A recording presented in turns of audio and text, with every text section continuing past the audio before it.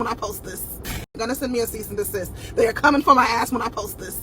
And they absolutely did. Your girl got served today. So let me tell you guys the story about how the pastor and his wife that forced me to apologize in front of the church for being pregnant when I was 18 has now tried to file a temporary protective order against me so that I will no longer speak about my experience. I was served this morning, and court is coincidentally tomorrow on Valentine's Day. Yes, I got served less than 24 hours before the court date, but nevertheless, I went ahead and filed my answer today. I surely did. Now, notice how I said a temporary protective order and not a lawsuit for defamation or slander. It is of my personal belief that they went this route because the barrier to entry is much lower than had they tried to sue me in court for defamation or slander, because then they'd have to prove what I was saying was a lie.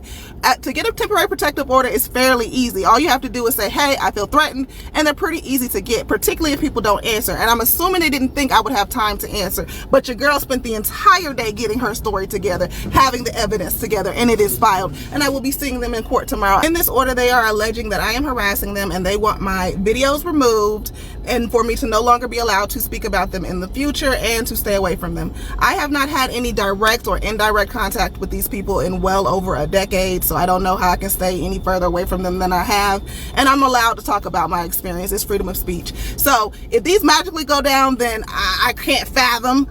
But if they do, make sure you save all of the videos. Make sure you stitch them. Make sure you tell your stories and use mine as well. We're not letting them get away with trying to use a TPO as a gag order. We're not playing those games today. Now, why they would do all this a month after the story went viral and most people had lost interest is beyond me. But there's something called the Barbara Streisand effect, and I want you to look into it. But long story short, Barbara Streisand did not want a particular photo of her house out in the public. So she threatened the photographer with a lawsuit, and bada bing, now everybody knows about it. Millions more people found that photo than they did before she ever tried to do the lawsuit. And I feel like that's exactly what's happening here. People had lost interest, babes.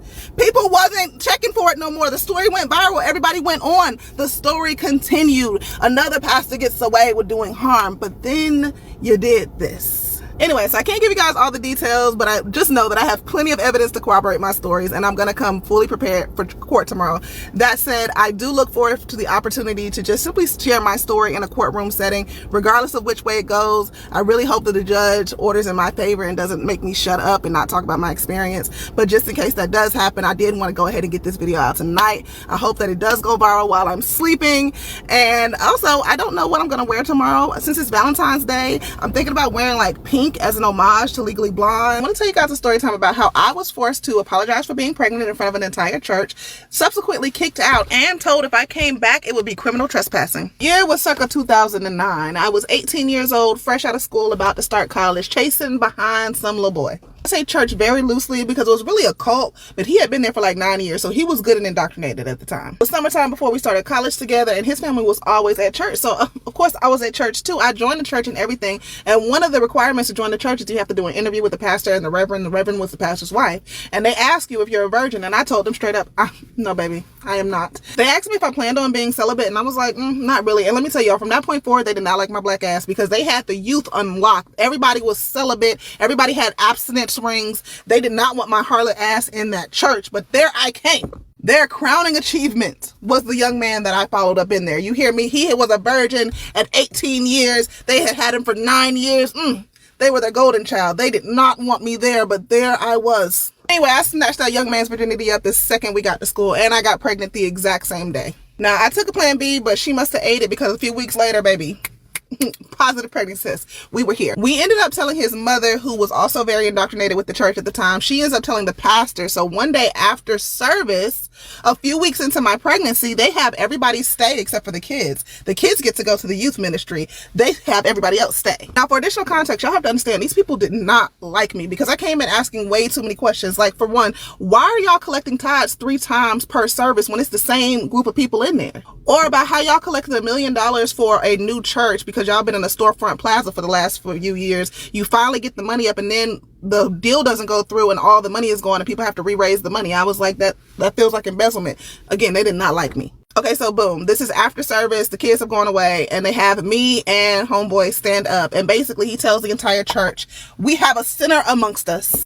He goes on to tell the church that I have done the highest level of sin by having premarital sex and conceiving a child, and he wants me to apologize to him, the church, and God before everybody. Homeboy that had been to the church, he apologized. I looked at them people like they were fucking crazy. for like a solid 5 minutes, because if you think I'm apologizing for creating life, apologizing to y'all, you got me fucked up. Furthermore, I didn't even know there was a sin scale while he was standing up there in his cheap polyester blend suit, Leviticus 19:19, or when his daughter was in his office giving head to the youth ministers, but that's neither here nor there. Anyway, when they finally let me up out that bitch, I ran to the side of the church and I called my mother. My mother was about 45 minutes away. She got to that bitch in 20 minutes. Now, what I didn't say is while they were up there shaming me and Buddy for having a baby, they had a deacon that had 2 women pregnant at the exact same time, and they knew it when it happened, but coincidentally, he didn't get called out in the same fashion. I wonder why. Anyway, my mother came up there ready to knock shit down, but he refused to come out of the office. He literally had like his deacons creating a barrier to his office, but we was up there nutting up. I was about to call the news. It was about to be a whole situation, but we decided to just let it go because I was 18, pregnant. I had a lot going on already, but baby, it was finna be some problems. A few days later, I got a letter that said if I came up there, it would be criminal trespassing and I was no longer allowed to come because I would not follow the Lord's counsel. Anyway, because God don't play about me, their church started going downhill real fast. People started leaving left and right after this incident. You hear me? They tried to get my baby daddy to renounce the child and say that it wasn't his or what have you. He refused. They kicked him out too. At one point, they wanted me to have the child so that they could adopt my kid out to some people in the church that were infertile or some bullshit. I don't know what happened. Anyway, I had a very strong sense of self and I was very comfortable with my relationship with God. So none of that really impacted me like that to this day. But my mother still gets pissed off. She wants to catch a fade with that man to this day. She cannot stand him. They are actually still open. They actually finally did get a location. I will name drop if y'all want to know. Y'all, the tea is going to keep getting hot.